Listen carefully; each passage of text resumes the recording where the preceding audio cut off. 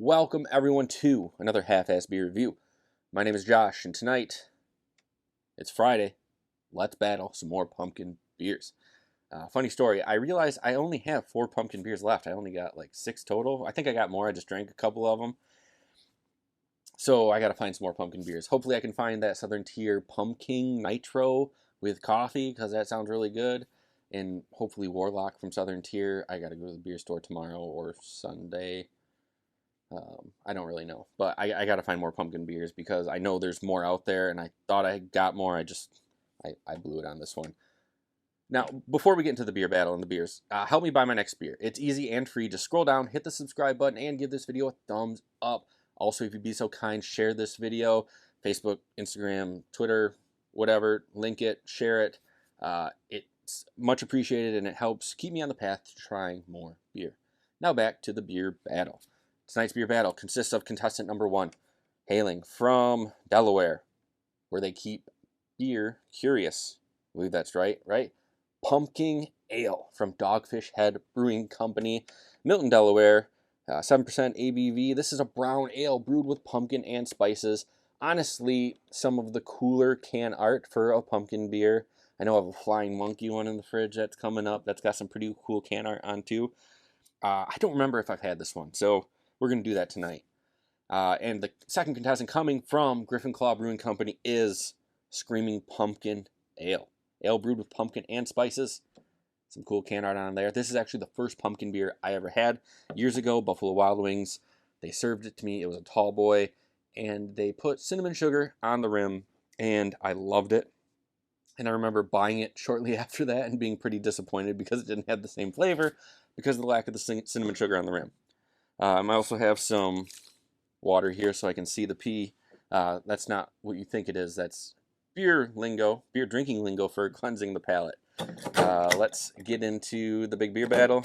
Oh man, what is going on? Oh, what did I do? Maybe this doesn't work well for Dogfish Head beers. That's strange. All right, let's pour it. See what we got going on here. Brown ale, huh?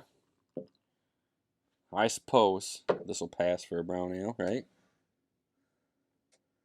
Looks good, kind of see-through. A little bit of off-white head on here. Definitely brown. A little bit of pumpkin.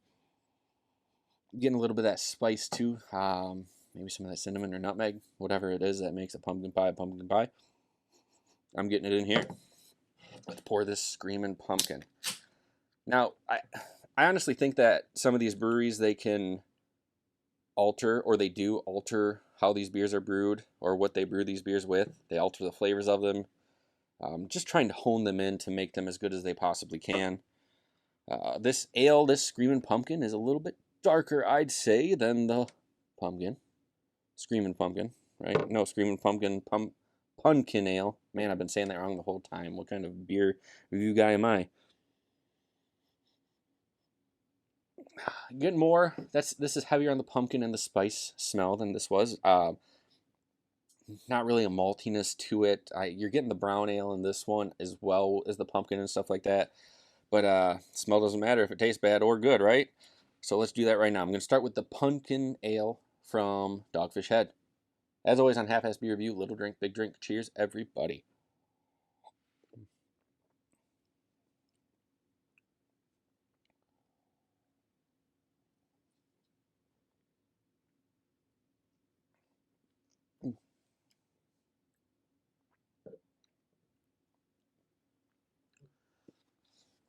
Okay, not a bad brown.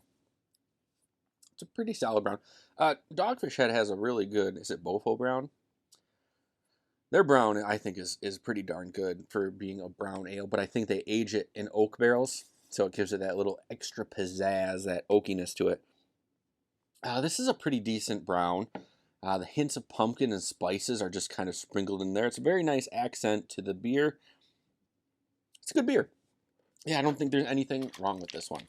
In fact, the longer that that it sits in your mouth, or like the flavor stays there, it resonates pretty well, and it's got more of a nice pumpkin spice feel to it. Not necessarily pumpkin pie, but pumpkin spice. On to the next one. Let's see if Screamin' Pumpkin can bring it home for Griffin Claw. As always, on Half-Ass Beer Review, little drink, big drink. Cheers, everybody.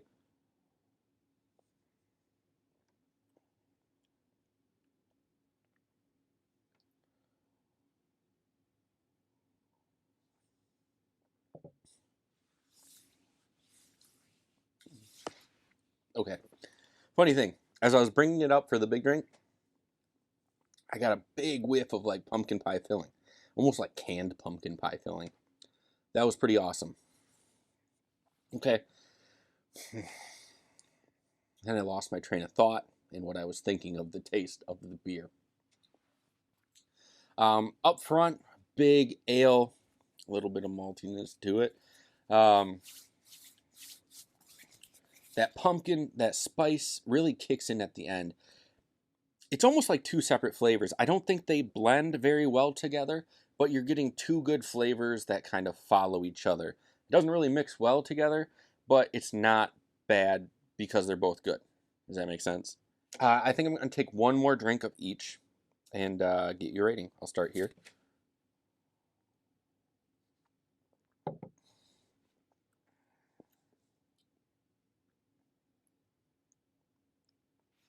Yeah, the pumpkin really waits a little bit to come in on the taste of this one. I think that's what feels like it's so separated. Like, hey, there's this good beer here, and then all of a sudden there's this pumpkin flavor that's being added to it. It is what it is. It's I mean, I think it's good. I can see why people would really enjoy this one. And craft beer's all your own opinion anyway.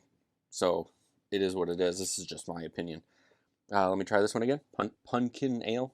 Sorry, I keep butchering that.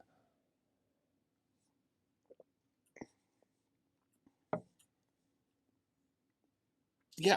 So the thing these beers have in common, neither of them are huge on the pumpkin spice. What they're relying on is their ability to just brew good beer in general. And then they'll add the pumpkin spice as an accent to their already good brewed beer. This one is just, I don't know what it is about it. It just seems so separate from each other. Where this one, it flows really well with each other. I'm going to have to say that the pumpkin ale from DogFish Head wins this one. It's a narrow victory. They didn't win it by a lot. This is a solid offering. They're both solid beers at their base with that pumpkin added into it. Now that's going to do it for this episode of Half-Ass Beer Review, this second pumpkin beer battle. Punkin Ale takes the victory this time. Last week it was Voodoo Ranger's Atomic Punkin. We got one more for sure, hopefully more coming. I just got to get to the store and buy some more pumpkin beers because this is actually pretty fun. And I'll probably carry this over into the Christmas season because I know they come out with some crazy Christmas beers that I always look forward to trying as well. Thank you all for stopping by and checking this out with me. I had a good time. I hope you had a good time. But until next time, please keep your fridges full and have a great night.